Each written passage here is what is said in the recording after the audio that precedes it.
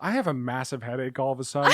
I don't think I can do today. Why? It's still too late. You're already here. Might yeah. as well record something. Let's hear your hot take about crisp water. Oh, okay. Is that a hot take? I guess I like crisp water. Crisp water is good. This is what you're here for, folks. This is like, if water is crisp, it's like, yeah, like it's good. That's a nice mouthfeel. Yeah, it does have a nice mouthfeel. It's bright, but the only crisp water that's bad is like well water or Deer Park. So when those particular waters are crisp, it takes away from the experience of the water itself. It's I would say subpar experience. I would say because the water of those waters, the water of those waters, I would say because those. Some Walt Whitman over here. The waters. Walt Waterman. Well, get out of here. Because those waters are like subpar in general. Yeah. The crispiness just like if it's gonna be bad water, I'd rather it just be bad room temperature water. If you're trying to crisp it up, I don't want to taste more of that. I don't want it to open my palate. Okay. Okay. What was that? Okay. Sorry, my brain is doing too much processing for it to control the other muscles on my face and mouth. What did I say? The water of my water? The water of my... Yeah, you should write that down. That's pretty good. That's title material. Holy shit, is that thing that I just said genius? All right. Well, Dylan, what have you been up to lately? What have I been up to? Yeah, what's new with the Dylan? What's new with the Dylan? I would say it is fall. It's fall, y'all! As you can see, I'm wearing one of my nice cardigans. It is really nice. I have well, thank you very much. I noticed. I have a collection of cardigans. Mm-hmm. I call it my cardilogue. And it ranges from very thin cardigans to the heaviest cardigan, which I call my Kevlardigan. And yeah, the second it turns September 20th, I want to say is when fall started. Okay. September 22nd. That sounds right. I don't know. I September pulled something. out the enormous container under my bed and got to work. Okay. So Let's yeah, get it. gonna be wearing a lot of cardigans in the office for now. Exciting. From you now also until. have a large collection of jackets. I do have a large collection. Thank you for bringing this up, Madison. You're welcome. I've been meaning to talk about this on the podcast. This is really important stuff. I have maybe, and I'm not exaggerating, 20 jackets and coats that I've collected. Did we talk about this before? I don't believe we have. I thought I'd mentioned you should wear the jacket as a shirt. I think we have. It's such a mundane topic that you could talk about it like 3 separate times and forget every single time. Yeah. This is what the people want. Yeah, but I have an Italian suede jacket. Okay, that sounds fancy schmancy. Yeah, for special occasions. Okay. I have a duffel coat. What is that? Which is quite charming. Like it has duffel? notches in the front, quite like cashews. And you notch the coat together, and it's a very British coat. Now, I also have a gray top coat, which I've pulled up. I've had it adjusted because it was a little bit too long. Really? But I like the light gray color because you can't get that light gray wool in many shorter jackets, at least in my experience. And by jackets, I mean coats. Yes. And it's too long for you. That's surprising considering you are a long person. I'm famously long. Famously long. Yeah, I'm 6'3" long. How is this jacket too long? It was a top coat. What is so that top mean? coats go down to around like the middle of your thigh. Like a winter coat? Yes, you're meant to wear them over something else like a suit. Oh, and yes. I didn't like that kind of like that lengthy look. Mm-hmm. So I wanted it pulled up. So I had it, I took it to a seamster. Mm-hmm. A seamster. A seamsman. Seamsman. And seams person. Yeah, a seams person. Yeah. And they took it in. And the thing about it is now the pockets of this coat sit too low next to the hem. Wait a minute. Because the pockets originally, Madison, Okay. were sitting about halfway down the length of the coat. Okay. But when you bring up the hem of the coat, the pockets stay in the same place. I'm not following. So are they like the pocket length is cut in half then? Is that what you're saying? Well, the pockets remain the same length, but the coat does not. And because of that, the position of the pockets in distance to the hem of the coat it changes. It shortens considerably. So it looks silly. Yeah. I look like a fool. A fool. I understand now. So those Do you have a picture of the jacket? Can we post it on our I would love to. MEC Actually, I would. Instagram? Please wear the jacket and show the pockets, and I want that to be a picture. Just me styling this coat and Yes. complaining about it. Yes. I'm so glad I get to edit this episode. Yeah. I'm going to take so much out. But those are just a few examples of my various coats and jackets. And thank you so much for asking. Of course. That's what this podcast is all about. Not only are we a language learning podcast, but we are a style podcast as well. Diversifying. Goes hand in hand. Madison, how have you been? I've been great. What's new in your life? I went to a concert last night with my mom and my Aunt Camille. It was good. The artist's name is Matt Carney. Concert was great. We went to XL Live.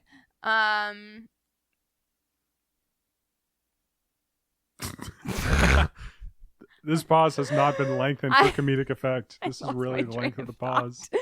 Must have been a hell of a concert. Yeah, it was good. It's a good concert. You're shrugging a lot. Your chin is like touching your shoulder.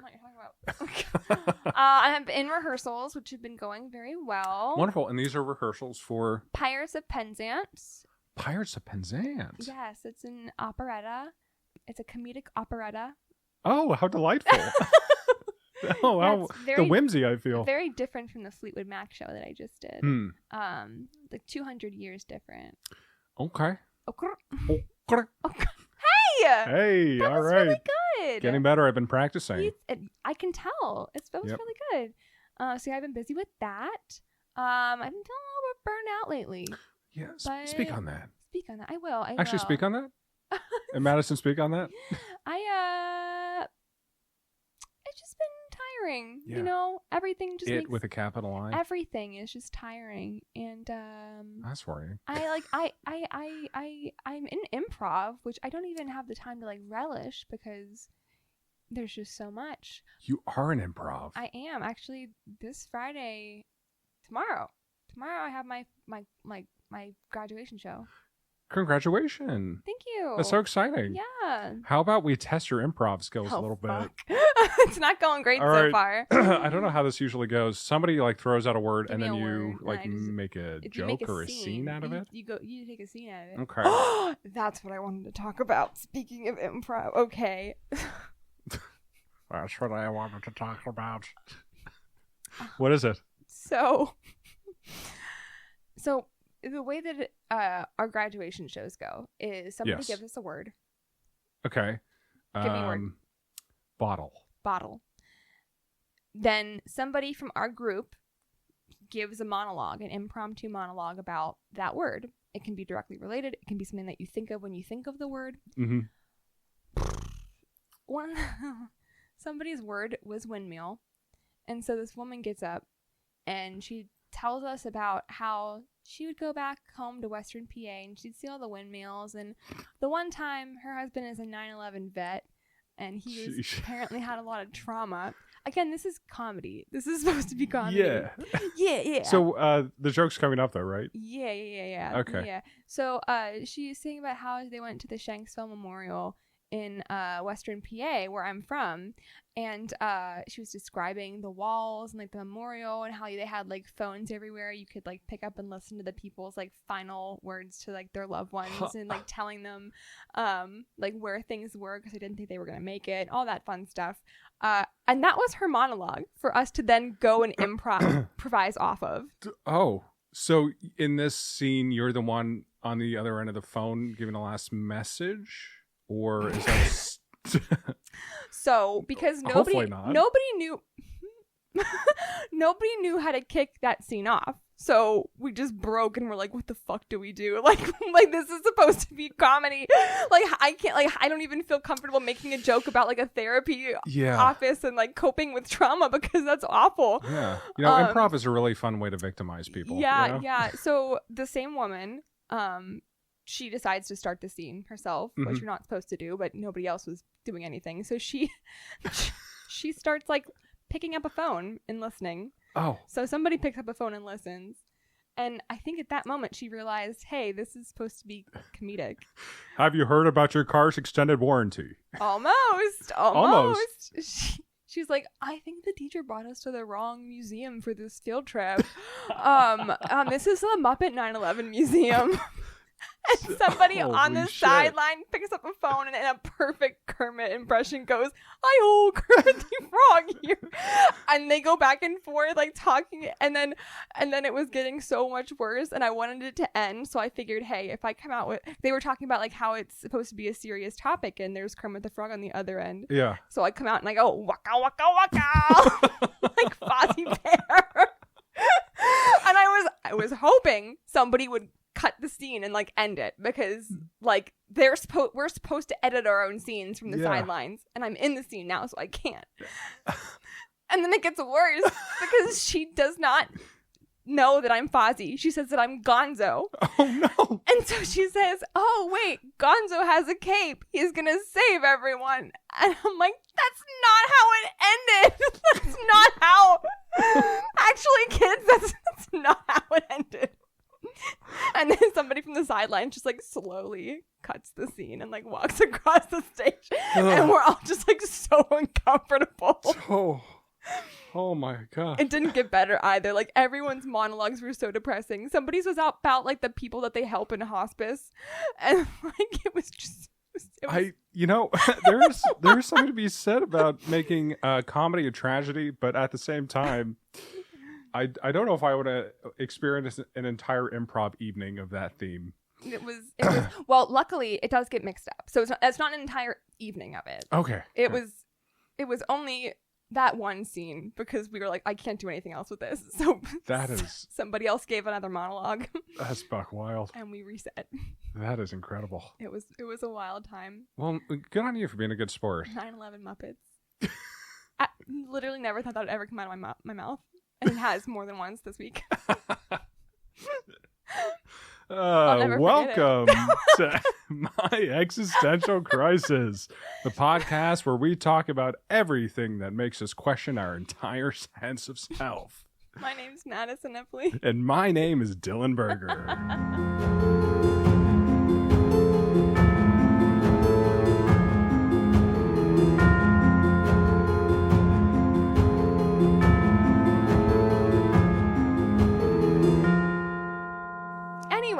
Anyway. Would you like me to go first? Would you like to go first? How about we play rock, paper, scissors? Okay, fun. Best out of 3. Yes. Rock, paper, scissors. I won. I got paper. Yeah, I guess you let can everyone say know that. that I got Thank paper. you. I won. Yeah. All right. 1, 2, 3. Shoot. Tie.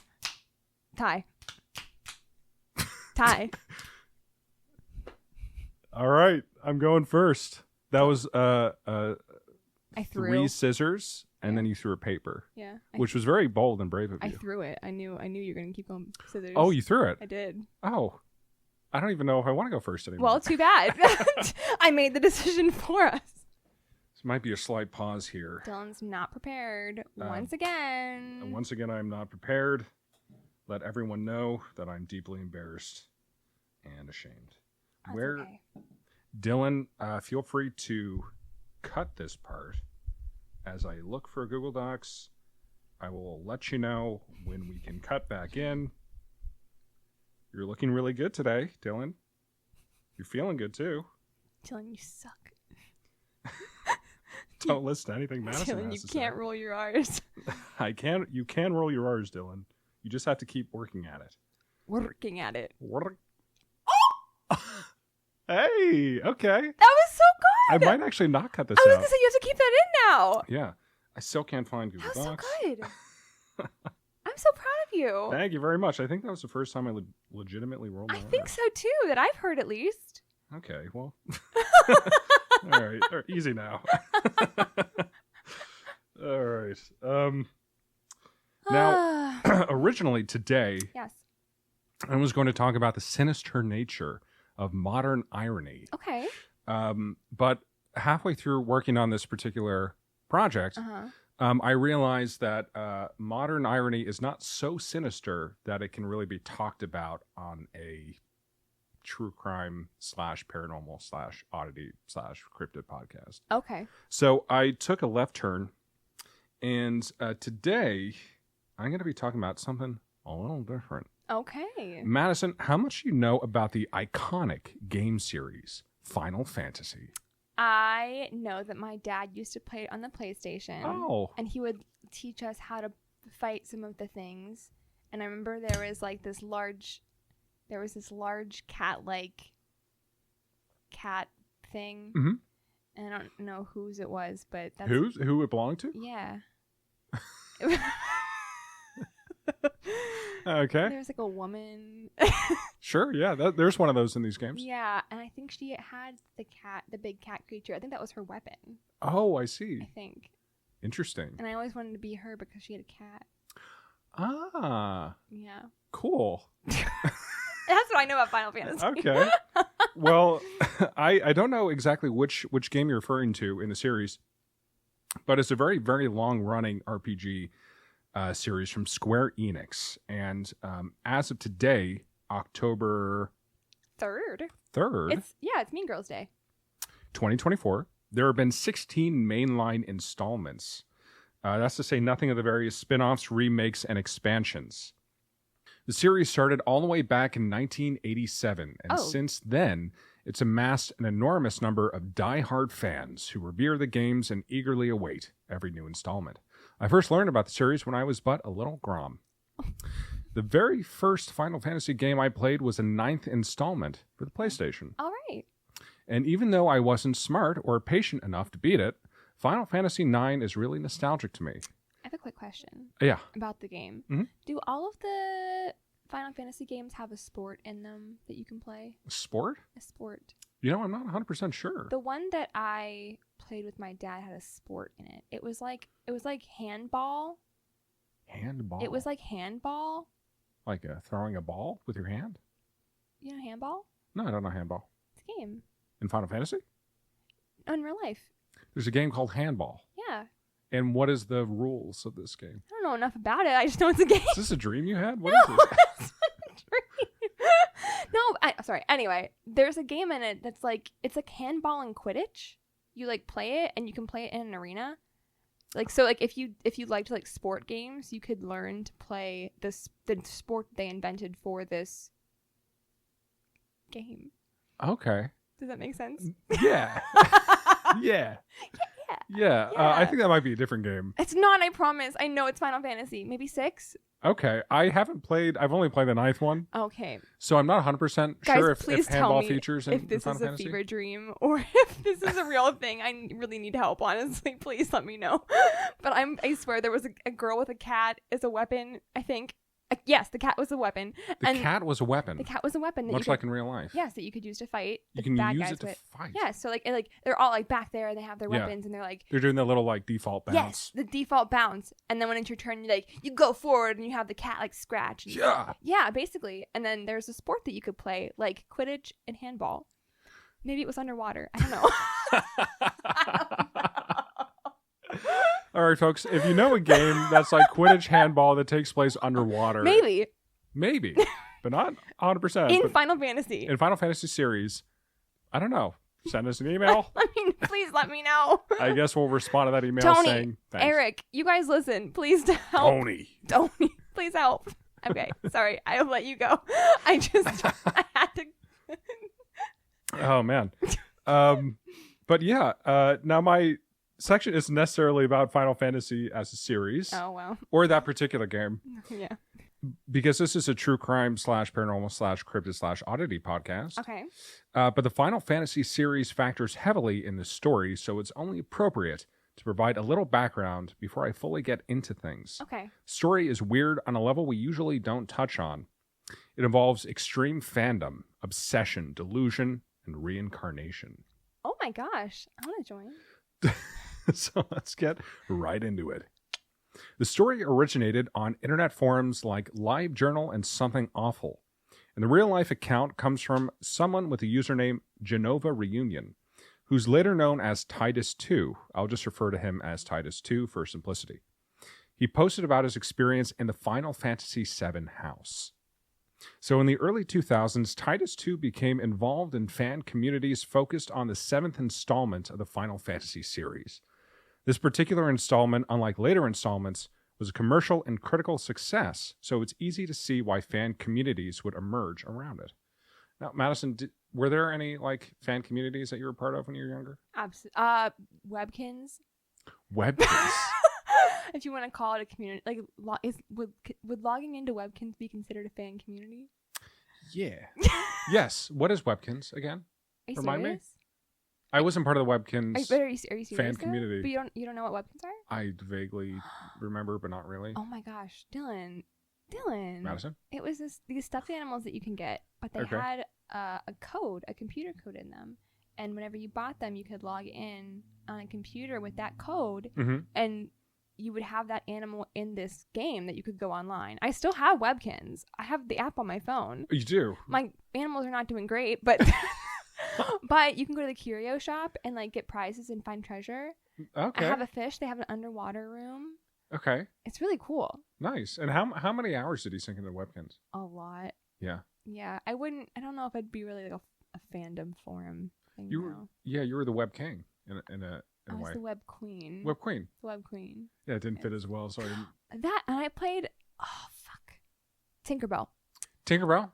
It was There's a game. A fairy game. You could make yourself as a fairy, and it was really cool. You could do fairy things. Interesting. I really liked that one. Okay. Nice. I was 8. If you could see the look that Dylan's giving me right now. Yeah. No, that's really cool. So, Titus 2 was a part of these fan communities where people would participate in role-playing games, fan fiction, cosplay, that kind of thing. And all this is a healthy, creative way to connect with a game. Would I personally dress up as a blonde-haired kid with a big sword? Well, I showed up to the franchise a little later, and I was also playing jock games like Halo. Oh. So... As a certified jock, you would know. Yeah, besides the point. Also... Yeah. I'm so sorry to keep interrupting. No, not at all. These fan forums, are these Reddits, but specifically dedicated to a game? Yes. Okay. I believe so, yes. Yeah, I was not part of any of those. Sorry. Okay. It's sort of like a whole bunch of different forums, and I think that there were sub-forums for different installments of the game, and also forums just dedicated completely to the game. Yeah, I'm a loser with Webkins and fairies, but I'm not that much of a loser. So. Madison Epley, not that much of a loser. So this superfan engagement created an environment for more immersive and even obsessive engagement. And that's where we start to really get into things. In the mid-2000s, around 2003 to 2005, Titus 2 became acquainted with a small, tight-knit group of Final Fantasy VII fans with a deeply strange shared delusion. This group believed they were, quote-unquote, soul-bonded to characters of the game. In other words, they believed that they were reincarnated versions of these characters. Oh. They felt like their souls were connected to these fictional characters, that they embodied the essence and spirit of these low-polygon anime people. Before I continue, Madison, as a relatively well-adjusted person, what are your thoughts on that? What are your thoughts on that? I love how you're calling me a relatively well-adjusted person after the first 25 minutes of this podcast recording. I think that if you are that deep into something, it can be a little toxic. And yeah. I do understand, though, the childhood imaginament of wanting to be a part of it. Mm-hmm. I guess it just carries over into adulthood. Yeah. Did you ever want to be a webkin? No. I wanted to be a fairy, though. Yeah? Yeah, for sure. That's fun. The Spiderwick Chronicles. Do you know that? No, I'm not familiar. I think I've heard the name. Dylan, you're killing me. Well, the Spiderwick Chronicles was it was a Harry Potter-ish thing, a fantasy thing for kids, and they had all these weird creatures that were made up, and you could buy a book with basically a handbook describing all the creatures. Okay. Long story short, I wanted to be one of the creatures, like a fairy. Nice. Yeah. And would you trade your existence now to become a fairy, even if as a fairy you were very small? Are we talking a real life potential fairy, or a fairy in my brain? What is a fairy in your brain? Okay. I would do the things that I did on that fairy game. We would harvest for nuts, flowers. Okay. We cook and we bake and we just like make a little home out of like twigs and branches and leaves. Make some dresses out of roses and stuff. Maybe like ride some lightning flies, some fireflies. Nice.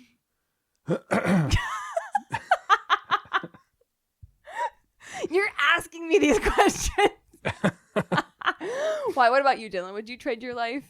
To be a fairy? Be any your dream, your favorite video game or... I think it would be cool to be a dragon. Okay, That'd be pretty fucking sick. You can't give me the look that you gave me when I was describing my ideal fairy life. Yeah. And then you also have like power over the elements depending on what kind of fairy you are. You could be a tinkerer fairy. You could be a water. Tinkerer Bell? You could, yes, that's why her name is Tinkerbell. Is it really? Yeah, she's a tinkerer. I had no idea. Yeah. So her fairy parents knew from birth that she was going to be Tinkerer? She is a tinker fairy. That's the niche of fairy that she is. So her name is Belle. Basically, yeah. So actually, Tinker yes. is her like her job description. Yes. So like, okay.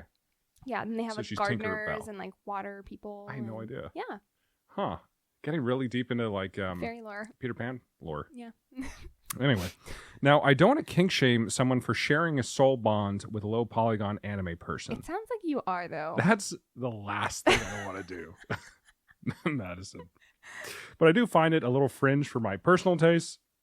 However, Titus 2 was at the very least intrigued by the idea. After joining this group, and after visiting a few times, he was invited to live in a house by these individuals. Okay. People who believe they were reincarnated versions of these game characters. I know what you're thinking. How could this go wrong? How could it? Well, Titus 2 accepted the offer to move into the house. And as we delve deeper into this strangeness, it's crucial to introduce a few characters. Okay. By characters, I mean people. And by people, I mean characters. All right, let's start with Genova, leader of the house. Genova, if you didn't know, is a powerful villain from Final Fantasy VII. I did not know. I looked them up, and to give a brief description, she's a pale, purple-eyed woman with white hair who appears to be trapped in some sort of fluid-filled container, sort of like a jar of cocktail onions. What the fuck are cocktail onions? That's a question you're asking? Yes! There are onions that you use for certain cocktails. Okay. We don't have to linger on that. She has some kind of metal apparatus on her head with a plaque that says Genova, so you know it's her. Okay. This is a leader of the house, and she's a reincarnation of this villain, allegedly. This is sort of the cult leader that we're going to learn about. Okay. Next, we have Sephiroth, who listeners are more likely to know. He's the main antagonist of the game. He has long gray hair and green eyes, a sexy leather outfit, and a long katana. That sounds familiar. In our universe, he's been reincarnated into this other random woman. Oh, okay. Now, there are other people present in the house as well. So, right away, Titus 2 was introduced into an odd dynamic. Once inside the house, Titus 2 discovered that the residents were expected to constantly act in character. Oh. Daily life in the house revolved around these delusions with rigid power dynamics based on the character hierarchy from the game. The housemates had to live entirely in character as their Final Fantasy VII counterparts. That involved dressing, speaking, and acting according to their assigned characters at all times. That's a lot. Yeah, at all times. Now, for instance, those playing lower ranked or subordinate characters in the game were treated that way in real life. Oh, shit. The leaders, Genova and Sephiroth, exerted strict control. While these are certainly difficult conditions to live under, the state of the house was also terrible. It was described as being extremely filthy, unsanitary, and uncomfortable. These people were more interested in living out their fantasy than maintaining basic hygiene, doing chores, or cleaning. There are piles of dirty dishes and scattered trash. And Titus 2 wrote, "It was like a miasma of filth with sparkle, sunshine, fairy, artificial sugar scent sprayed over it. It made me sick." The second half of that sounds really great. To me, at least. While all this was happening, Genova and Sephiroth were wringing money out of all the other housemates through a number of manipulative tactics. They used guilt-tripping, pressure to support the group, and their character hierarchy to demand money. Shit. And if you know anything about cults, this might sound familiar. A little bit, yeah. Genova and Sephiroth were cutting off outside resources and fostering dependency. Members were also encouraged to buy props and costumes to further the delusion. All the while, anyone who spoke out against this delusion were guilted or ostracized. Over time, the housemates' self-worth was tied more and more to their assigned characters, further distancing them from the outside world. Here are a few things that happened between these people. Okay. Genova and Sephiroth would get into screaming matches and fought constantly, switching between physical abuse and loud makeup sex. Oh, okay. Yeah, nightly dinners consisted of $10 steaks and Gatorade.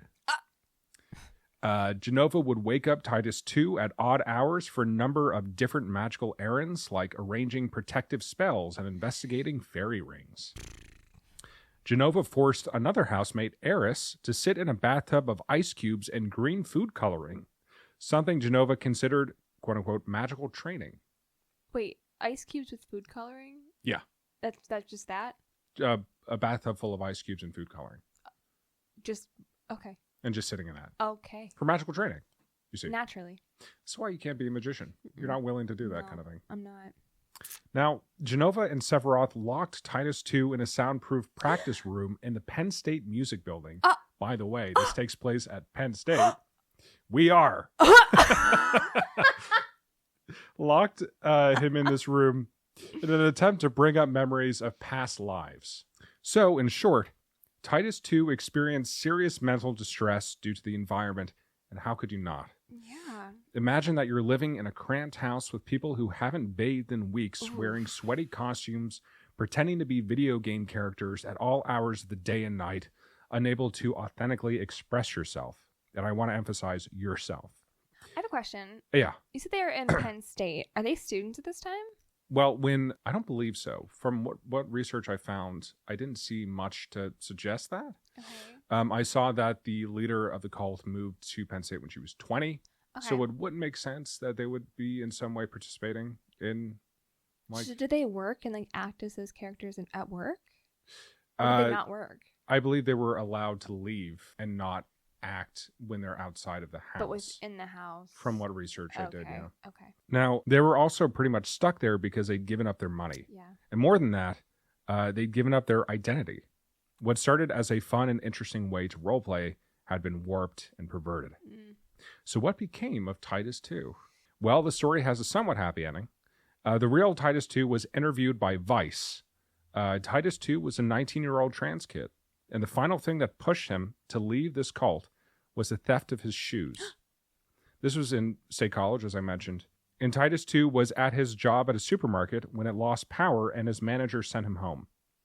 He walked all the way back to the house without an umbrella or coat. Oh, shit. Could never be me in one of my coats. And when he arrived, he left his shoes outside to dry, and then he went inside. The next morning, his shoes were gone. He wrote, and I quote, "You may think it's a silly reason to snap, but that's what did it. This god-awful town with these god-awful people who were bleeding me dry saw fit that my money was not enough. They had to take my shoes, too." And so he left. I get it. Yeah. All he took with him was a change of clothes, a sketchbook and pencil, a pocket knife, and $5, which was all the money he had left. Jeez. He wrote, and I quote, "I was homeless a few days. I had the freedom to walk where I wanted and sit down where I wanted. There were no smells. There was no fighting. I wasn't sick on the food I ate. No one was waking me up, telling me to go outside and look at fairy rings. I swear to you, I would much rather be homeless than live with people like them ever again. The threat of homelessness does not faze me because I've seen something much worse." Jeez Louise. After he escaped, and with the breakdown of the cult, the leaders started to cover their tracks. They deleted their old blogs and message board posts. So how did the delusion actually start? From what information I could find, Genova was 20 years old when the Final Fantasy house began. She arrived in State College to live with her girlfriend, Sephiroth. Mm-hmm. Though Genova went out of her way to obscure her history, her former friend claimed that she spent time at Cross Creek Residential Treatment Center in Utah, which is a defunct reform school that was sued on multiple occasions for the physical and psychological abuse of the teenagers in the program. Yeah, that makes sense. That tracks. Yeah. After her stay at Cross Creek, it's believed that Genova's mental health declined. She would later go on to psychologically, verbally, and physically abuse others within the walls of not just one, but several subsequent Final Fantasy houses. Oh, wow. Yeah. Several subsequent. Yeah, these happened. There were several of them. Really? Mm-hmm. Oh my gosh. In the same area or just all over? I believe in the same area. Okay. Yeah. There's something poetic and even a little eerie about the words Final Fantasy House. Mm-hmm. It's the final fantasy. It's the last vestige of something to hold on to before the end. And I think I'll conclude it there. Though the Final Fantasy House ended some time ago, it's one of the internet's weirdest stories, and it goes to show just how dedicated people can be to a franchise, but more than that, how people can turn a fantasy into a living nightmare. Wow. Sources are TV tropes, true crime, community fandom, and Vice. Damn. Not Wikipedia. Not Wikipedia. Damn. Wow, that was fascinating, Dylan. Thank you for bringing that to the table. And interestingly enough, after the dissolution of the Final Fantasy houses, Genova, who I hesitate to give her actual name because she seems like she suffers from a lot of mental health issues, would go on to enter another fandom, which is the Hannibal fandom, and apparently started to act in similar ways within that fandom as well. There's stories about that as well, but that's something for another day. Damn. Yeah. Damn. Whew. Part of me understands, I understand the fact that, hey, everyone likes to have fun. And, if you're an adult with, no responsibilities, mm-hmm. if you're, an adult with no responsibilities and, you have disposable income, yeah, I get wanting to, play dress up with, I play dress up for fun now. I do theater. Mm-hmm. So, I get it. Yeah. In that way. But that's, taking it to, don't you want to be you? Maybe you don't. I mean, I love being me. Yeah. If you were part of the Webkin message board, to this day, you're 25, right? Yes. And you were, as a 25-year-old woman, on the Webkin message board having a great time. Mm-hmm. And then, you were told about this Webkin role-playing house where people pretend to be Webkins. Would you be at least intrigued? No. I would say I'd be more intrigued for Final Fantasy because they're actual people, whereas Webkins, they're animals, and that's... Holy shit, yeah. We're getting in a completely different side of the internet. Yeah. So, that's, again... I didn't realize, yeah. Not kink-shaming. That's just not... Not kin-shaming. No, not kin-shaming at all. But yeah, I think I'd be more intrigued by, I'd be more intrigued by a fairy one. If it was, the fairy game that I played, and they're like, hey, we have a house where, we're recreating it. I could see wanting to spend a weekend there, be a little fairy. Yeah, it's interesting because I think everyone would be fighting over who gets to be Tinkerbell.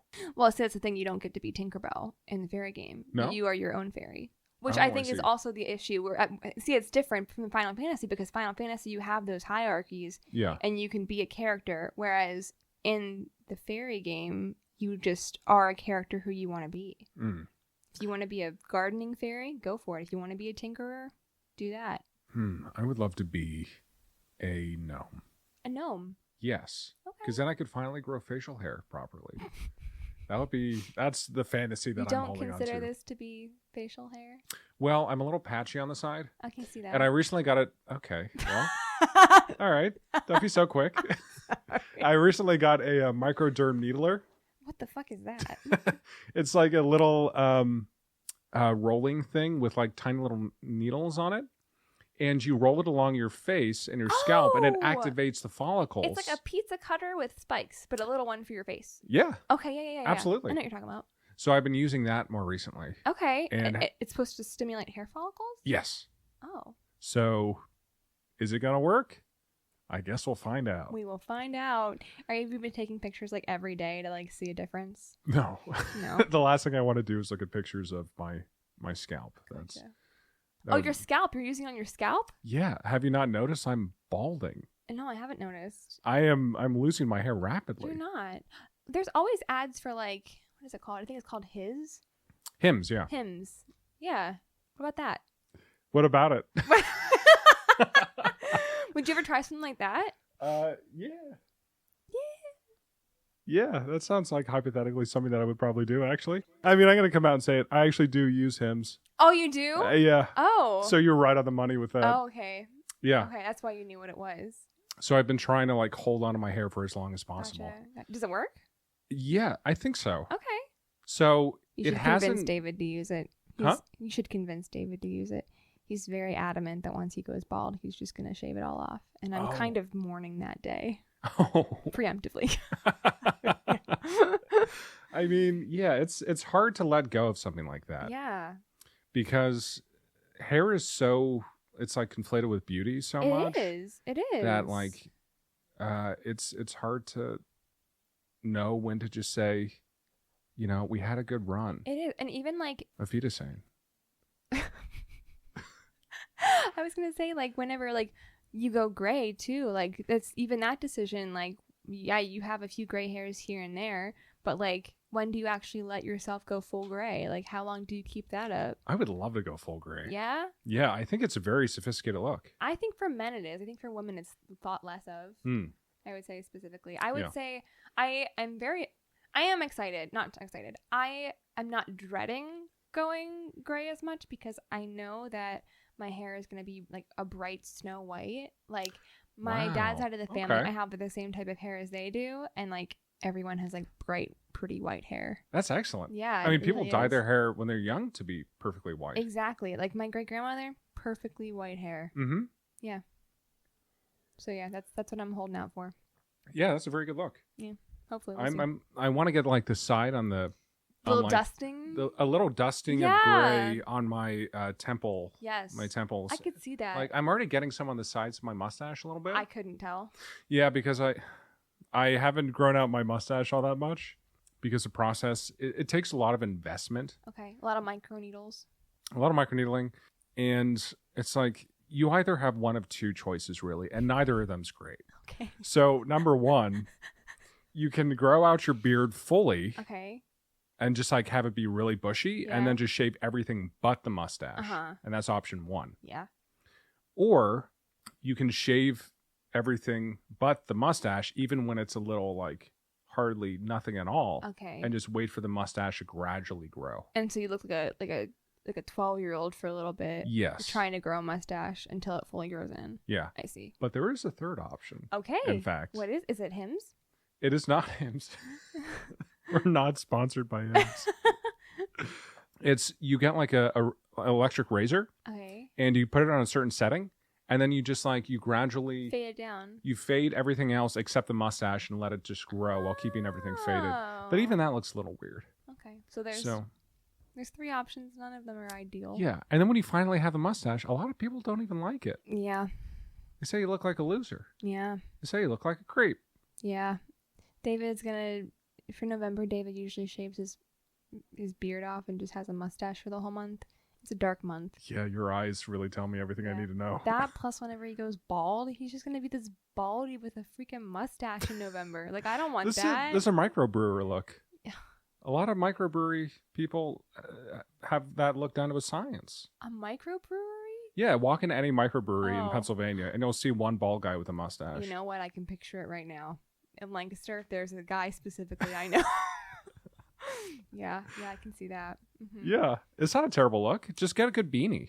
Yeah, David can rock a beanie. A Carhartt. He can rock a beanie and some baseball hats. That's what I'll hold out for. That's fantastic. Yeah. I'm jealous because if I go bald, my life's over. Yeah, your because I have a unique shaped head. Yeah, it's too big for Not only me. is it too big, but it's shaped weird. I wouldn't say that. Oh, I would. I wouldn't. How is it weird? I'm trying to look at it now. Well, it's hard to tell unless it's from like a bird's eye view. Weigh in, but everybody. I have like what do you think? It's like a pentagon shape. What? It's like shaped like a pentagon. How the hell is it shaped like a pentagon? It's square in front and pointed in back. I don't know what happened on the way out, but as baby, something, I might have been dropped head first. That makes sense. Holy shit. Damn. That's ice cold.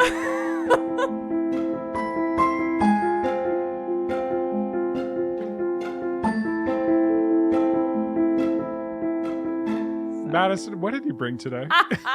I would love to know. All right. So today, also happy belated podcast day. That was on the 30th of September. It was. It was. And guess what, Dylan? What? It is almost 2 years of my existential crisis. Hey. Isn't that weird? That is so amazing. Yeah. How do you feel about that? Weird. It feels that long, but it also doesn't. And I think it's because we don't do them every week. I think we just because we do so few of them. Yeah. That it feels like we should have more episodes than we already do, but also, I don't know, it's just weird. Yeah, I mean, it's an incredible achievement. Most people don't keep up anything for 2 years. Yeah. Let alone a podcast, which takes real commitment. Yeah. So you should be proud of yourself, Madison. Thank you. I am proud of myself and proud of yourself for joining in after it was already conceptualized and created. Really proud of you, Dylan. I'm just happy to be anywhere at all. All right. Well, anyway, I have a story for you. Have you ever heard of Herb Baumeister? I wish I had heard of him sooner, because Herb Baumeister. Baumeister. What a lovely name. Sure, great guy. We'll get there. Okay. We'll get there. Just to start off, my sources are Wikipedia, Indie Star, WRTV, Concho Valley homepage. It's your source. New York Post, Fox, a lot of news sites. Fox 59 News, USA Today. ThoughtCo, all that's interesting, in Murderpedia. Just showing off. Yeah. I do a lot of research. Got 7 pages of research here. All right, well, I am looking forward to hearing all about it. Says you wrench the mouse over to your side of the desk. My laptop's still broken, guys. Okay. All right. So, Herb Baumeister, he was born on my birthday. Hey! April 7th, 1947, to a middle-class family in Indianapolis, Indiana. He was the oldest of 4 children, and he was born to another Herb Baumeister, who was an anesthesiologist, and his mother, Elizabeth. The family appeared outwardly to be normal, as did his childhood, but from a very young age, Herb began to exhibit some troubling behaviors that hinted at underlying psychological issues. His childhood was marked by erratic, antisocial behaviors, including an obsession with death, which deeply concerned his parents. By the time he reached adolescence, Baumeister was reportedly caught urinating on a teacher's desk and playing with dead animals, indicative of early signs of psychopathy. He developed a macabre sense of humor and appeared to lose his ability to judge right from wrong. Once he found a dead crow on the road before school, and he put it on his teacher's desk for no reason at all. And at this point, his peers were like, hey, this is kind of weird. So they started distancing themselves from him. Yeah. As another person named after a food, I can really empathize with that kind of just anger at the world. How the hell are you named after a food? Dylan. Burger. Oh! I thought you were talking about Dylan. It's like, Dylan? Dill? That's also food. Isn't Dylan mustard? Dillon? Dill is, I know it's a kind of pickle. Don't talk about those. Don't talk about those. You don't like pickles? Get out of here with that shit. Why am I only learning about this now? Are you serious? You don't like pickles? Stop saying the word. You have such an adverse reaction. You don't even like the word. Are you serious? I'm being serious. Is this a joke? No, Dylan. I have a bit. I have a fear of pickles. He's trying not to laugh, but you can't see. You don't know this? No, I had no idea. It's bad. I can't wait to bring pickles to the office single day. I will cry. I really will cry. My sister once tried to taunt me with pickle juice from the fridge, and it almost got on me, and I cried. I was really upset. It's like coming into the office one day and Madison's crying. It's like, why is Madison crying? Oh, someone brought a pickle for lunch. Genuinely, that would be me. Don't touch me with a pickle. What about pickles? I don't know. I don't like them. I can at least say the word now without getting weirded out. Yeah. I still don't like it. What about pickles? Sorry, I didn't mean it's fine. To trigger you. It's fine. I'm fine. I'm used to it. I don't like anything about them. I don't like the way that they look. They're like freaking neon green. I don't like the way that they smell. They smell awful. I hate vinegar. I hate it. I don't like the taste of cucumbers. Like, you don't get me to eat a cucumber. Don't do it because it tastes like pickles, and nope. I will vomit. It tastes like So anything that touches it is ruined. Oh, holy shit! And it is anything that if you get a fry with pickle juice on it, ruined, absolutely ruined. Even if it's just near it, ruined from the acidity smell of pickles. It's awful. That's crazy. I don't want to look at it. Just the next episode, my part is going to be on the warped psychology of Madison Eppley. So when you were... That's what this whole podcast is about, Dylan. Newsflash. When you were a bartender, didn't you have to use like pickle juice for like pickle bags? No. I was a Red Lobster bartender.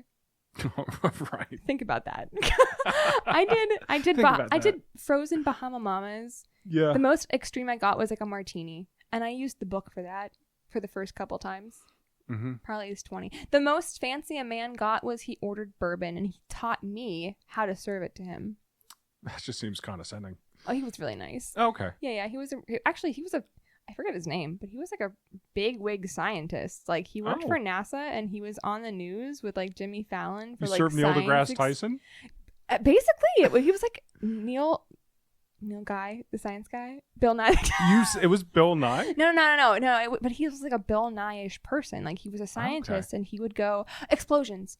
That's what he did. He went on like, I think it was Jay Leno at the time, but he went on like a Tonight Show, one of them, and he would do like explosions and stuff. But like he was like an explosive scientist specialist. Okay. He worked for I think he worked for NASA. Oh wow. And his wife was just as smart. She was like an astrophysicist. Yeah. Crazy. I don't know if I remember his name, but I watched a video of his when he was on one of the Tonight shows. That is so crazy that I'm just learning about this. It reminds me of like one of those episodes of like Maury where they bring out the person with the weird like anxiety. They've done that. It's like someone with balloons and she starts screaming. They had a pickle episode. My friend sent it to me. I was so... And they texted like, this you? Yes, he did. Well, because at one time we were at this restaurant, we were at Primanti Bros, and I said specifically, no pickle, don't put it on my plate. They put it on my plate. Half the fries were ruined. And then I had to have him hide it in like a napkin so I didn't see it. Did something happen in your childhood? Where with like that involved pickles or cucumbers? I don't like think pickling? anything happened. I just really hate it. I hate the smell of vinegar. I hate the smell of that. Did you fall into a vat of brine? You'd think so. I hate anything that is pickled. Don't even look at me with it, but specifically pickles. Like, I can look at a deviled egg, a pickled egg. I can look at that and be like, that is an egg in like beet juice or whatever the fuck. I can't look at a pickle in like good conscience. Period. Good God. Anything. I can't in good conscience look at this. No, I can't. This is weighing on me. I cannot. It's in the grocery store. Nope. I won't go down that aisle. Oh, wow. I don't know what to do with this information.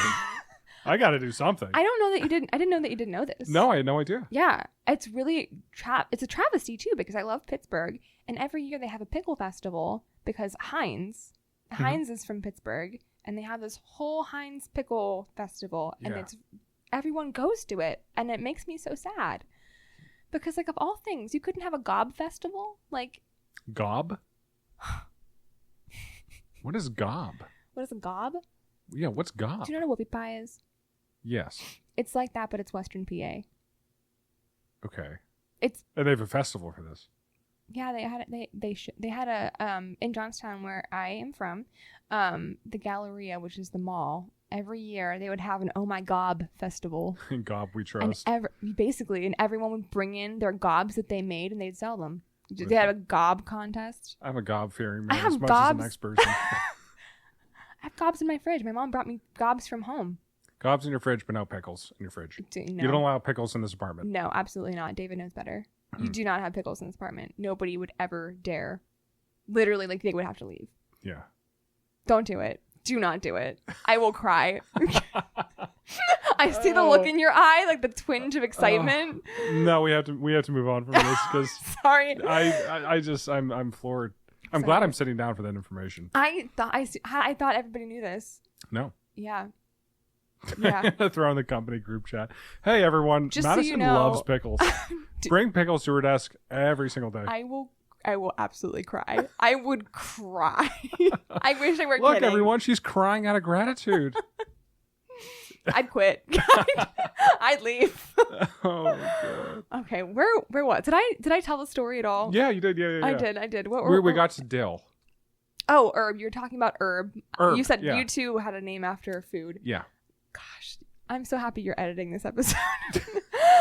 Speaking of things to eat, his friends also recalled that Herb would have an obsession with urine because Herb would often wonder what it would be like to taste it.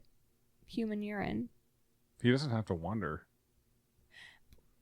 Yeah, it's true. You just do it. You know what? I didn't think about that. That's true. Yeah, he doesn't have to wonder. He can just, that's a pretty accessible thing. Yeah.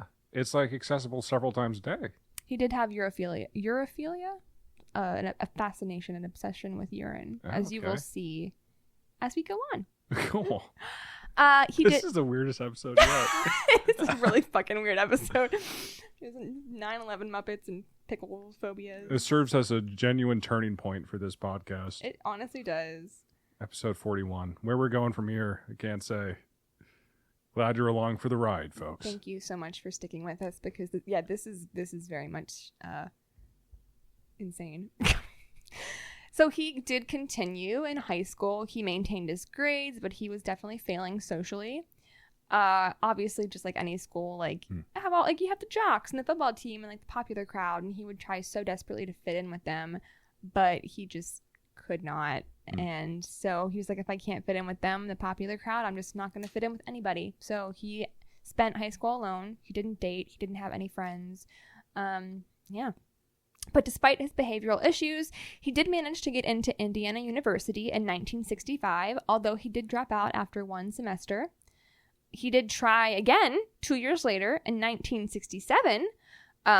His father pressured him into going into medicine because his father was an anesthesiologist, but he also dropped out after a semester.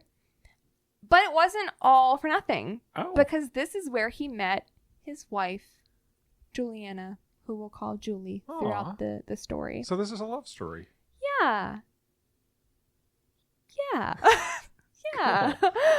So in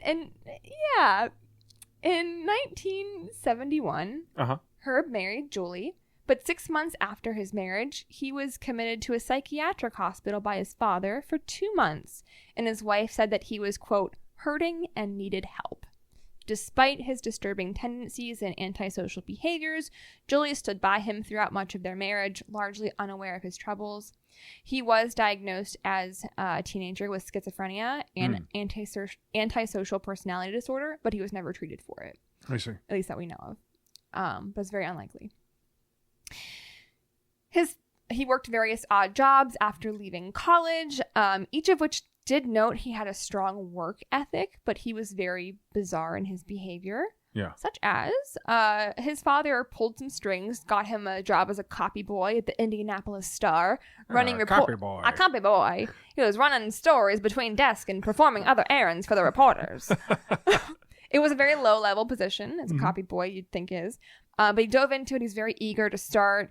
He was like a little too eager. Like he was almost childish in like his ambition for like approval and wanting to fit in, which is kind of sad. And he just never did fit in. He ended up leaving. He's in the bathroom for like half an hour every day. So he's in the bathroom. He's pissing his life away. Oh no, God.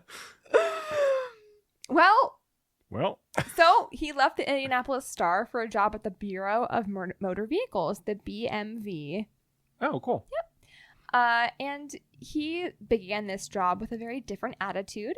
At the newspaper, like I said, he was very overeager. Here, he became like bossy and aggressive and arrogant, like trying to exude what he thought like a superior would be like. And again, just like came off not right. Like he couldn't quite pick up social cues. Not sure. In the way that you and I probably could. One of his executives remembers that he was very sensitive to the way that he was viewed and treated by higher ups, and like very obsessively wanted to be somebody. He dressed well, was very eager. There was one incident where like he was like, "Hey, I'll drive you guys to a football game," and he like showed up in a hearse. Sick. With like a chauffeur hat on. That's fucking cool. And like the lights on. And this was like his executive. I'd be like, where do I sit? In the back. So yeah, just some weird things. Yeah. And it gets weirder. So one year he sent a Christmas card to everybody at work that pictured him with another man, both dressed in drag, which is in the early 70s. Not very humorous to people. Hmm. It came across as like a little disturbing to his superiors. He wasn't fired, though. It sounds minor today. It felt more major back then in the 70s. And he spent 10 years at the BMV. Okay. But he ended up getting fired right after he got promoted because he was found urinating on a letter from the governor. From the governor. From the governor. And this also kind of like closed the case because somebody a few months earlier had urinated on his supervisor's desk and they didn't know who it was. Case closed. So now they did, and he got fired. But despite this odd behavior, Julie, his wife, really seemed to have no idea of it besides his just like being a weirdo at home, like a little off. He lived a relatively conventional life during the 70s and 80s. He just, after 9 years of marriage, they started a family. Marie was born in 1979. He had a son named Eric and then Emily. And Uric? Uric. What did I say? Uric? Is it Uric? I think it's Eric. It's E-R. Uric. Oh. Yeah, instead of Uric, which is a U-R. Okay. Because Uric is like really close. Yeah. But I think it's Eric. Okay, gotcha. Like Eric? Eric? It's like Eric, but with an H. Oh, okay. It's not Erich. It's Eric. I think it's like a German name. Oh, I see. Like okay, Eric. Gotcha. Does that sound right? Eric. Yeah. Eric. Eric. Yeah. Oh, okay.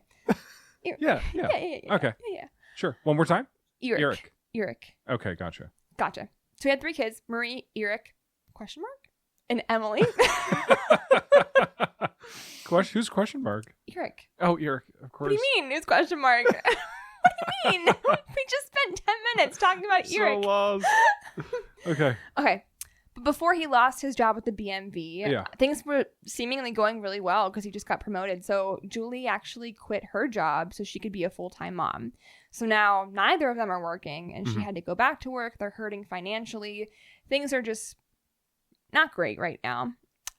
It was reported that as a temporary stay-at-home dad, he was very caring and loving to his sons, or his children. He has one son, Eric. But he started drinking and hanging out at gay bars without his wife knowing. Now we are in 18. Holy shit. I'm noticing a trend. Yeah. I can't read dates. I might be dyslexic. I don't know. In 1985, in September, he was charged in a hit and run accident while driving drunk. Everyone was fine, damn. But he got like a slap on the wrist. 6 months later, he was charged with stealing a friend's car, conspiracy to commit theft, but he beat those charges as well. So he's getting into some dicey things, some trouble. And then he finally got a job at a thrift store. And at first he was like, this job is beneath me. Like, I'm so much better than this. But then he saw it as a potential moneymaker. He learned a lot about the business and he ended up borrowing $4,000 as a loan and opening his own thrift store. Save a lot. Not the grocery store Save a Lot. Okay. That is a common misconception. It is the Save a Lot thrift store. I see. But it was a very successful thrift store. Very nice. Yeah, so he is doing very well for himself now. They're successful business people. They opened a second store, so they actually moved from their small middle-class home to this very fashionable district, 20 miles from the city of Indianapolis. They bought an elegant, sprawling Tudor-style home called Fox Hollow Farms, complete with 4 bedrooms, an indoor swimming pool, and a riding stable. It was like 18.5 acres, huge, and it just like provided them with this country tranquility now in Indianapolis, and they are comfortable living the American dream. This story, I feel like there's going to be a turn right now. Holy shit. But things aren't always as they seem. How's that for a segue, huh? Right? So Herb had treated Juliana, his wife, as an employee, basically just like yelling at her for no reason. Over the course of several years, the couple separated multiple times, although each time was very brief. Julie would often take the children to visit Grandma Baumeister weeks on end, just to say like, hey, Herb couldn't go along because of business. They were just getting away. But really it was because they were separating briefly. The house itself seemed to mirror the disarray within it. Neighbors and business associates who entered the Fox Hollow estate later recalled the rooms as being cluttered and unkempt. The once groomed grounds of the manor house became overgrown with weeds and brambles. The only area that Baumeister seemed to care about was the pool house. He kept the wet bar stocked and filled the area with extravagant decor, including mannequins, that he dressed and positioned to give the appearance of a lavish pool party. Oh. All right. Yeah. Was it a tiki bar? I hope so. You know what? I don't know. I hope it was. I don't think it was. I think that was too lowbrow for him. I think he wanted something more sophisticated with those mannequins and whatnot. You know? Really dressing them up for the occasion. Exactly. Yeah. So a little bit more private here. Behind the bedroom door, there was also little resolve to their marital problems. Julie later admitted that she and Herb had engaged in sex only 6 times in the 25 years they were married. She also claimed to have never saw her husband nude. Really? Yes. Holy shit. Herb dressed in the bathroom, and when it came time to go to bed, he would always put on pajama pants, slipping under the sheets. So she never saw him naked. So he's a never nude. Never nude. He was a never nude. I didn't know that those people were actually real. Oh yeah. Have you seen Arrested Development? Yeah. Yeah. I thought that was just a concept from the show. No. I didn't know that it was an actual phenomenon. Yeah. Dylan, it was in The Sims.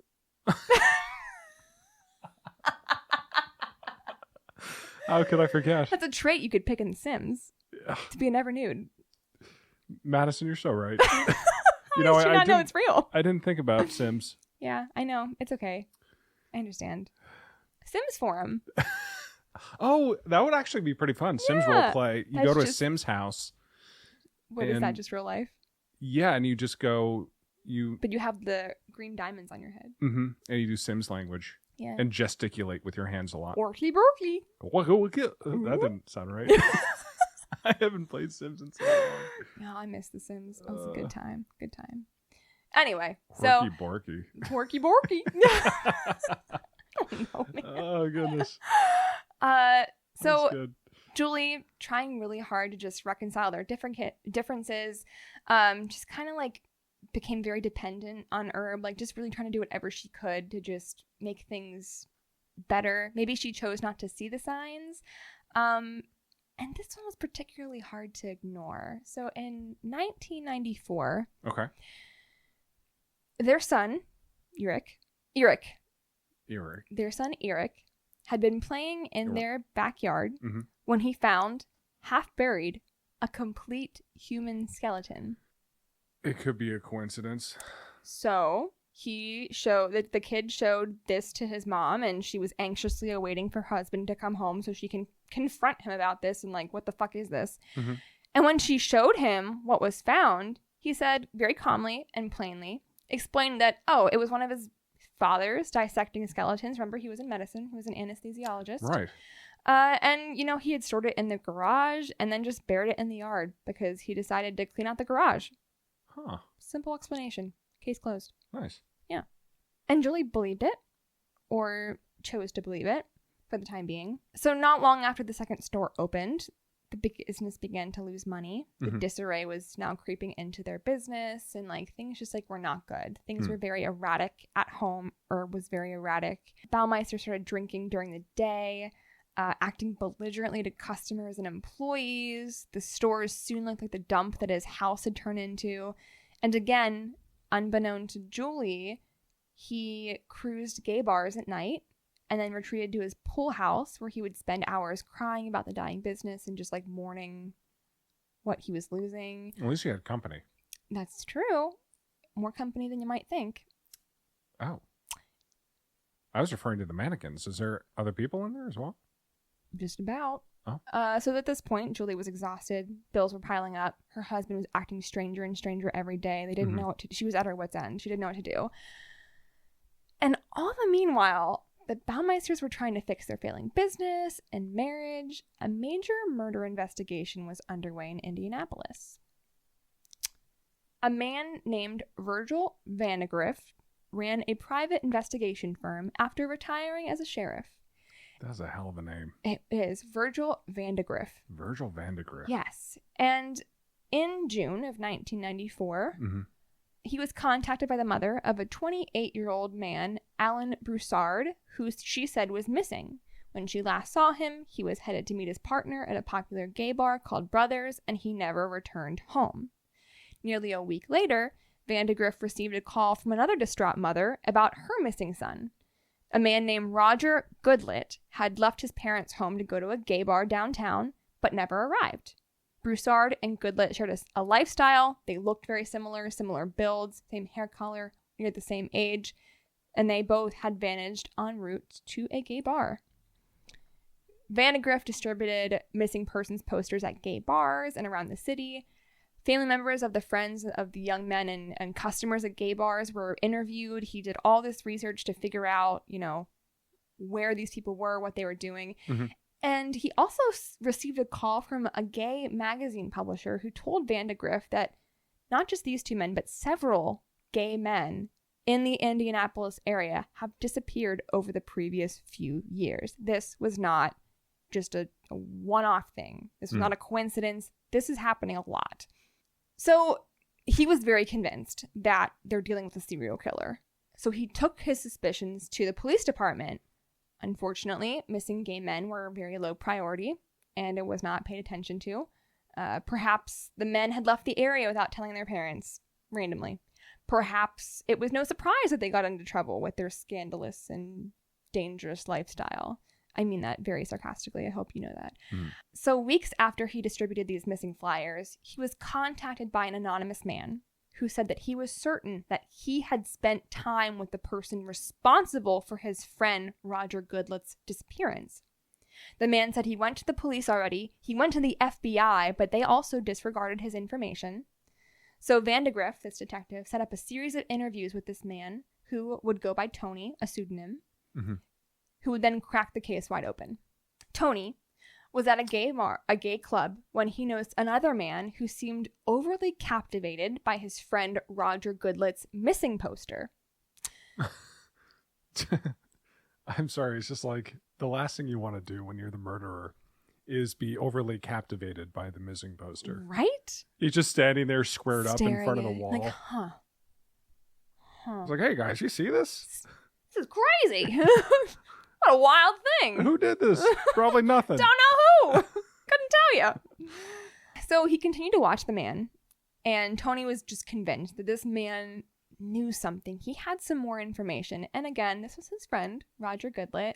So he's trying to learn more. He goes and introduces himself. The man said his name was Brian Smart, and he was a landscaper from Ohio. Tony tried to bring up his friend, Roger Goodlet, and Brian Smart became very evasive, didn't want to talk about it, didn't want to talk at all. So as the evening progressed, Brian Smart convinced Tony to join him for a swim at a house where he was temporarily living. He said he was doing some landscaping for the new owners who were away, and he was living there.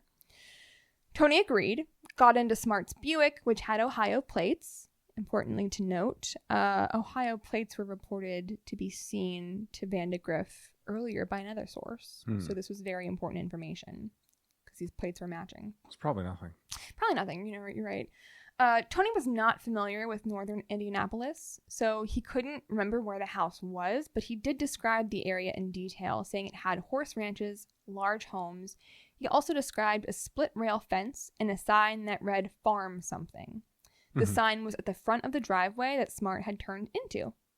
Tony described a large Tudor home, which he and Smart entered through a side door. He described the interior of the home as being packed with furniture and boxes.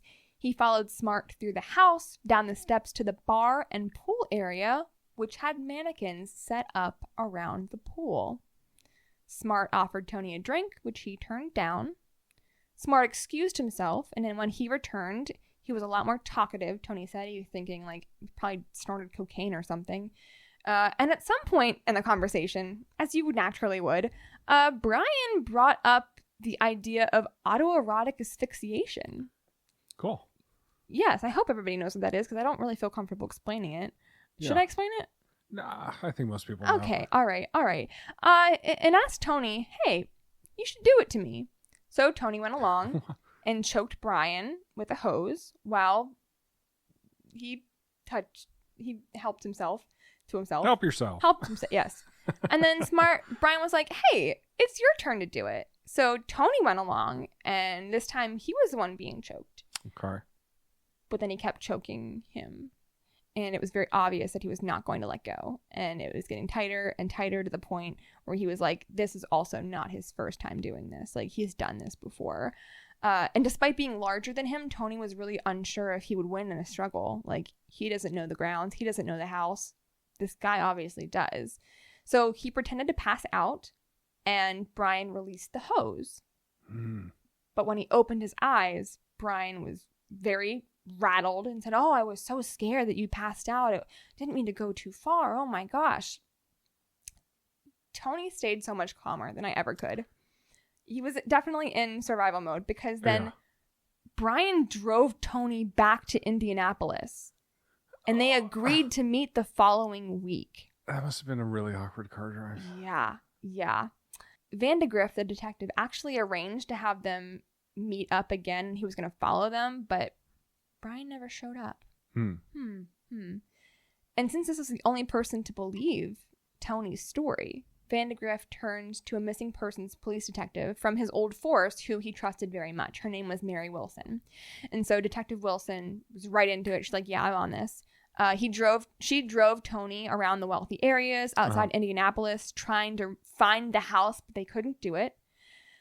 Fast forward to a year later. Tony met Brian again when they happened to stop at the same bar, just randomly, on a whim. Tony got Brian's license plate number this time and then gave it to Detective Wilson. And ring-a-ding-ding, the plate was registered to Herb Baumeister. As she discovered more about Baumeister, she agreed with Vandegrift.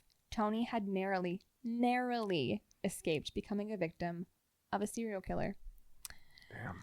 Detective Wilson went to Herb's Save-A-Lot to confront him. She told him that he was a suspect in an investigation into several missing men. She asked that he let investigators search his home. He refused and told her that in the future she should go through his lawyer. So she went to his wife, Julie, telling her the same thing, hoping to get her to agree to a search. And although she was shocked by what she heard, Julie also refused. So next she tried to get a search warrant, but it was denied for there not being enough evidence, which I kind of get. It's kind of hearsay at this point. Right. But the license plates, I don't know. You got a direct witness here. I don't know. I don't know. What constitutes as enough evidence? I think that's enough evidence. You think? Okay, all right. I don't think that many coincidences. Do you need to have like physical evidence though? Like, there's no bodies. That's also I can understand that. What about the body that was dug up in the backyard? Was that never reported to police? Because it was thought to be a dissecting skeleton. I see. That's what he said. Okay. No one never knew about that. So, over the next 6 months now, Herb seemed to suffer an emotional breakdown. He was just a complete mess. And by June, Julia had enough. She lost loyalty to her husband. She's like, I'm getting a divorce.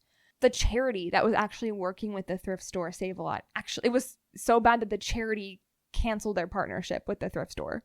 Okay. Like, the charity was like, we don't want to give you free things anymore for you to then, like, get us money to do more helpful things with the community. We don't want your charity anymore. Is this like I'm going to sound like such a Grinch saying this, but like the people who ring the bells with the red pockets outside of like Salvation Army? Yeah. Who are they? It's like, they're just like charity workers. Okay, so it's kind of like that situation. Yeah, it's like that. So like how that works is the Salvation Army itself is a charity, whereas this was a thrift store who partnered with an outside charity for their good. So things were donated to this charity. How do they sell them? They have this man who has a store and they're partnered with them. They get a portion of the proceeds once it's sold so they can continue doing good work for the community. Gotcha. Does that make sense? Yes. And they were like, hey, it's the point where we don't want that anymore. It's too much for us. So she decided to file for divorce. And because it was weighing on her, I guess, she decided to tell Detective Wilson about the skeleton in the backyard. And Herb went with the kids to his Mother Baumeister, to her home. Mother Baumeister. That's so stern. And while he was away, she let the detective search the property. And as 3 Hamilton County police officers and Detective Wilson walked onto the grassy area next to the Baumeister's patio, they looked closely and they could see that the small rocks and pebbles where the Baumeister children had played were bone fragments. Oh, It was also confirmed then by forensics as well. that's so creative. Yeah. The following day, police and firemen began excavating the entire 18.5 acres. Bones were everywhere, even on the neighbor's land. Early searches found 5.5K bone fragments and teeth. Later, it would be 10,000. Oh my fucking God. Yeah. It was estimated that there were bones from 11 men, but only 4 victims could be identified at the time. Goodlet, a man named Stephen Hale, Richard Hamilton, and Manuel Resendez. So now, Julie and the authorities are beginning to panic. Like, what the fuck? Like, their kids are with him now. They were really worried about the safety of the kids. And since Herb and Julie were at the beginning of their divorce, they're like, hey, how about before the discoveries hit the news, let's wait till he returns home. We're going to serve him with custody papers so that Julie has the kids. And then, like, we can get the warrant out for his arrest. Like, once the kids are safe and he's back home so he can't run. Well, he ran. Like, immediately once the news of the bone discovery went public, once the warrant was out for his arrest, the kids were safe, but he vanished. And like the coward that he was, on July 3rd, his body was discovered inside of a car in Pinery Park, Ontario, Canada. He had shot himself in the head. And he had left a 3-page suicide note explaining why he took his life, citing problems with the business and his failing marriage. Oh, that's why. And there is absolutely no mention of the murder victims scattered across the backyard or any admission of crime. Oh, wow. Yeah. That is absolutely crazy. And it gets crazier. Oh, it does? It does. So we're going to go back in time a little bit. Separate from these, like, murder victims that they were finding. Yeah. There was this American unidentified serial killer during the 80s and the 70s and 80s called the I-70 Strangler. Bad name for a serial killer. It is. Very boring. Yes. And they thought that he had killed at least 11 young boys and adult men between Indiana and Ohio between June 1980 and October 1991. He would dump the victims near Interstate 70. Hence the name. Yeah. The killer met his victims in popular gay bars and other similar establishments within a 4-block radius in Indianapolis. All the victims were found later naked or partially clothed near Interstate 70, often dumped in rivers, streams, and ditches in the rural countryside. Each one had been strangled to death, and although it was officially unsolved, Baumeister was named as the prime suspect in the case in 1999 by law enforcement. And according to investigators, bodies related to the I-70 Strangler case stopped being found in 1991, right after Baumeister bought Fox Farms Follow. So now he has that as a burial site and doesn't need the highway because he used to live there with his wife and kids before he moved to Fox Hollow Farm. Interesting. During the active years of the serial killer, during June 1980 through October 1991, 11 years, this would have been the year after having his first daughter, through the birth of 2 more children, throughout their childhoods, during his years at the BMV, way back from the earlier, and the first few years of starting up Save-A-Lot. So all that time, he was doing this shit. With Julie, sorry. Damn. Yeah. I've never heard of this guy before. Yeah, wild. And with the help of Julie, investigators were able to piece together evidence that linked Baumeister to the I-70 murders. She had receipts showing that he had traveled during those places during the times where the bodies were found along the interstate. So to this day, bodies are still being identified. We don't have all of them. I saw an update as recent as this spring where they had just identified 1 more man.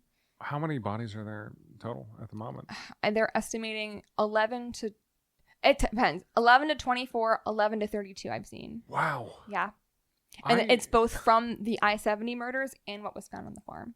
I consume a lot of true crime media, and I've never once heard about this case. Wild. Why do you think that this is less popular than I think because, like, everything kind of came out after the fact.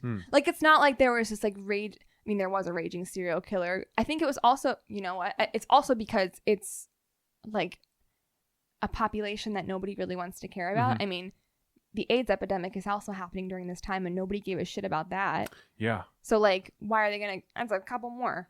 Reminds me of Jeffrey Dahmer and the police's inaction over the deaths of gay men in that area. Exactly. It also reminds me of John Wayne Gacy in the way that he strangled people. Exactly. He just has, like, all these different qualities from all these other famous He serial does. killers. And, like, again, I think it's a mixture of, like, everything coming out after the fact. Like, nothing... There were literally no red flag. I mean, besides his weird behavior.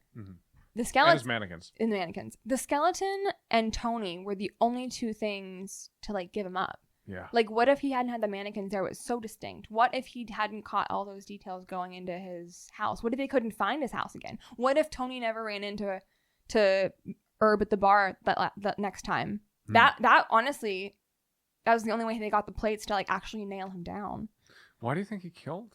Do you think, like, it was for sexual satisfaction? I think so. I think so. I think he was secretly gay and was ashamed of it. I think that he had a fascination with just, like, macabre things, and he did seem to have, like, a history of mental illness and psychopathy as well from a young age. So I think that played a part in it. Why the mannequins, though? Where does that come from? I have no idea. Because the first place that my mind goes to when I think somebody has a whole bunch of mannequins surrounding a pool at a pool party is that they are a serial killer. Because I do. They have an alibi. Yeah. No matter what happens, they're at the pool party. I think that it's like trying to replace other people and I think feel that's like what it was. They're keeping you company without having the connection necessary to, like, or even expected between yourself and those. I think that's, like, exactly items. What it was, because he didn't have any friends. He had a very hard time making friends because of his awkwardness and antisocial personality. Yeah. Like, he didn't have any friends. I don't even know if you'd want to call his wife his friend. Like, She never even saw him nude. Didn't even see him nude. Wow. You know, I'm so reeling over the fact that never nudes are a real thing. Yeah. But wow, that's incredible. Yeah. What are your takeaways from that, Michael? I agree with you. I think it's shocking that it's not more well known. Like, you think serial killer, and this guy got a huge body count, probably more than Gacy and Jeffrey Dahmer, probably, but nobody knows about him. Yeah. He was just a normal looking, successful businessman on the outside who had a nervous breakdown, and the nervous breakdown was from killing 11 to 32 men. What do he look like? Just like if you had to describe him for the listener. He was like a thinner guy, like scrawny, I guess. He had brown hair. He wasn't, like, a little dorky looking. It makes it interesting that he's so scrawny and thin when he overpowered so many people by strangling them. Oh. This was the most recent victim that they found. The one in the pink with the mustache. Oh, he kind of looks like Billy Crystal. He looks like Billy Crystal and Michael Cera mixed together. Yes. Imagine that. Billy Cera. Imagine Billy Crystal and Michael Cera mixed together, and that's what this guy looks like. This guy's Michael Crystal. Yeah. That's crazy. He has lips and everything. Yeah. He could have been a movie star. Mm-hmm. Wow. And that's him and his wife. I'll post that picture too. But yeah, just incredible. Crazy. Well, thank you for bringing this really interesting story. Of course. I know I'm trying to lighten things up a little bit, but this one seemed pretty apropos for spooky season. Yeah, absolutely. And that was a hell of a story.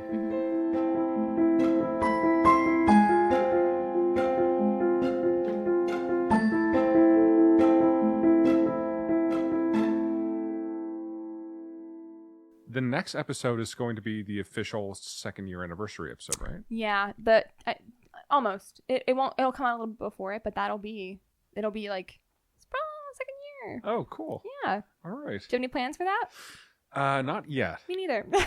Cool. I can figure something out. Yeah. Jinx.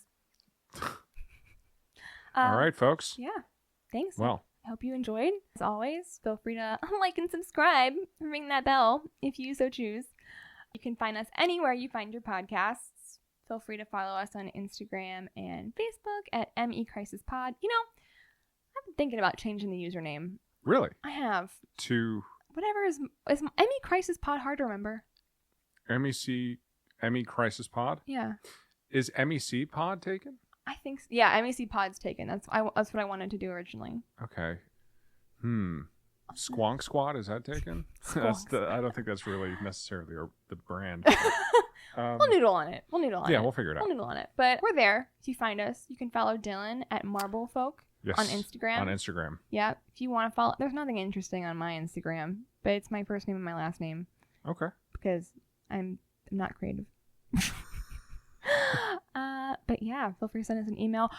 Please. Okay, you know what? What's up? I need you to let me know about the Final Fantasy thing. I need to know about the ball game underwater. The ball game potentially underwater. The handball game underwater. Yes, the handball game potentially underwater, and the woman who had a cat as a weapon. Folks, if you know the woman who had the cat as a weapon or the handball game underwater, let us know. Final Fantasy. It was one of them. It's one of the Final Fantasy games, or maybe it was like Madison had a fever and she was like tossing and turning, dying of tuberculosis. I don't doubt that, actually. And before the fever broke, she had this incredible revelation of I swear. A woman who uses a cat as a weapon. And maybe it wasn't a cat, but it was like a cat-like creature. Maybe it was like a dragon cat thing. This is a chocobo? I don't know what the fuck that is. Okay. Oh, God. What is a chocobo? Honestly, a chocobo is like, it's a famous Final Fantasy creature. This might solve it. It's a bird. It's a yellow bird that people ride. It has like a little orange beak. And apparently they're immortal. But yeah, chocobos are... No, I've never seen this in my entire life. I don't know what the fuck this is. This thing... Yeah, no, this is... No, this is like a chicken. This is not what I saw. No. Holy shit. My thing that I was thinking of, it's fierce and cuddly at the same time. All right. Well, we put that out to our Homework, listeners. guys. I'm pleading. We need to know. I really do. Find this. We're begging you. You're our only hope. Only hope. Because Lord knows I'm not doing it. I know. Lord knows I can't do it. Because that's my memory. Oh, goodness. Well, thank you for listening, folks. Thank you. Hope you enjoyed it. And catch us 2 weeks from now for the 2nd year anniversary. Yeah. Yeah. Bye, guys. Bye.